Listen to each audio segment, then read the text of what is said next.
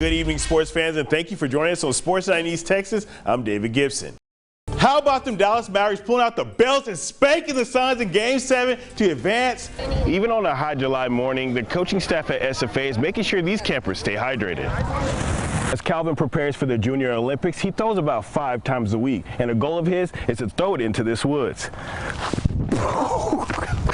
I got the pleasure to interview 3 Longview natives that are in the NFL. 2 of them are on your team, the San Francisco 49ers. East Texas, how about them Cowboys? Hopefully they can make a nice postseason run, and I'm hoping for a Chiefs and Cowboys Super Bowl. First, Jose Altuve says, let's get it started as he sends a rocket into orbit to left field. It's a home run. The Astros take the early lead. Hey, Garrett, everybody's dressed to impress in their Sunday best because it's the Earl Kimball Tyler Rose Award, and tonight we'll see who will join this growing fraternity. Going to these 2-a-day practices has me hyped for the upcoming season. Beast Texas, I'm ready to see who will make a run for a state title this year. Tim Russell will take over the Grace Community Football program after retiring from Harmony High School. He says it was a calling from God, something that he simply could not ignore. We wish you a Merry Christmas. We wish you a Merry Christmas and a Happy New Year. That's right, Lauren. Rain, go away. We got some sunshine today, and the Patriots got to play ball. Andrew Frank, it's the top of the 7th. It's 5-4. UT Tyler looks like they're trying to make a comeback. Their bats might be getting hot. It was hot outside. Yeah. Andrew, is it going to keep getting hot or what? The Gilmer Buckeyes had redemption on their minds as they finished runner-up a year ago. But the redemption tour came up just short as they fell to the China Spring Cougars. New London's Calvin Mason started throwing shot put 2 years ago and discus for just a year. But now the West Russ Raider is heading to North Carolina for the Junior Olympics. I'm really excited. You know, not many people get this opportunity. I'm grateful for it. I'm excited for him. I know it means a lot. He's put a lot of hard work into it, and it's just a really big thing for him to get to go and do as a junior. As Calvin prepares for the Junior Olympics, he throws about 5 times a week, and a goal of his is to throw it into this woods. Puts a lot of work in. It's every day for him. You know, I gotta make him stop. You know, he keeps working, and he's committed to getting it done and doing well. I can't even think. I mean, weight room usually, you know, 2 hours. Throwing 3 hours. I go to the field work 2 hours. And, you know, I just kind of spread it throughout the week. Calvin didn't want to be a financial burden and was planning not to go to the Junior Olympics. But unbeknownst to him, his mom and the New London community already raised the money for his trip. Oh, yeah, I wouldn't be here without them. We did a fundraiser.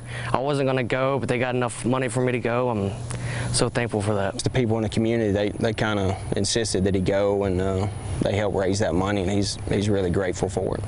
As the national competition nears, Calvin's family is right by his side, encouraging him to focus on what he can control. To not worry about it and just relax, be comfortable, and compete. He knows how to throw. He just to go out there and have fun and do what he's worked hard on. Calvin leaves July 30th for North Carolina and will compete on August 1st, representing New London and the rest of East Texas. Good luck, man, and make West Russ proud. Former Dallas Cowboys quarterback Tony Romo made a stop in East Texas this past week for the Texas State Open. We caught up with him on the green in Tyler, and we had to ask him his thoughts on the boys this upcoming season. Here's what he had to say. Yeah, no, they're going to be good. I really think they got a good coaching staff. The Dallas Cowboys are looking to rebound after a disappointing loss in the wild card game against the San Francisco 49ers. Tony Romo believes they just have to win whenever it counts. You know, getting a ton of talent on that football team for a long time now. The biggest thing is just doing it in the playoff game, you know, when it counts. That's all they need. It's just that one little hurdle to get over it. And a main concern for everyone this year is how can the Cowboys replace Amari Cooper after trading him away this offseason? I think that CeeDee Lamb's going to come in and fill that role because he's a special talent. I think CeeDee's really special, but it doesn't mean that you can't still be as explosive or as efficient. You just need to sometimes do it a little bit differently. And I think that Kellen Moore, you know, isn't as good an offensive coordinator, you know, as there is in the National Football League, and he'll figure that out. Dak received heavy criticism for how he handled the last 14 seconds of the playoff game, but Romo feels every time Dak steps on the field, he gives Dallas a chance to win. I think Dak has continued to improve, and that's all you can ask for from your quarterback is to give your team a chance to win each week, and I think Dak does that. I think that, you know, he's done that his entire career, and he's continued to improve, and I expect him to do the same thing this year. And as long as he's walking out there, he helps that football team immensely.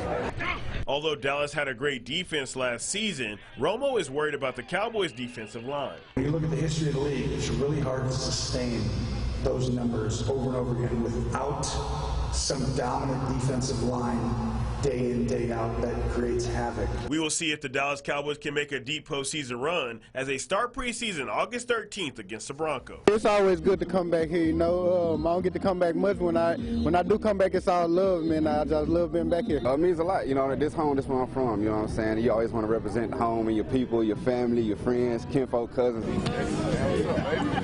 What's up? We breed toughness here. I think one of the biggest things Coach King, I always hear him saying was Lobo up, and that's basically saying, hey, no matter what's going on, it's time to dig in and get through it. So I've always kept that mentality, and I think that's what helped me get through some of my toughest times. You don't see that a lot, you don't see three players from the same high school in the NFC Championship game. Not only just being there, but actually contributing and playing, so it's surreal. And you can't write it no other way. We all coming from Longview. Like I said, East Texas is so small, and we're all from Longview, and we're all to make it to the big stage, and we're all playing in the NFC Championship game. That just doesn't happen. Like, you can't write that up. It's a dream. It's sick, bro. It's crazy, you know what I mean? But that just points to the talent here in Longview, man, the talent here in East Texas. The coaches here at Longview High School, man, it's been a great deal, so blessed, bro. Have three in the same ball game, that's kind of unique. I don't know if that's ever happened before, but not for Longview. And those guys, Jamichael, Traven, and Trent, they represent Longview every day to the best that they can represent it, and we're just proud to have them as Lobo.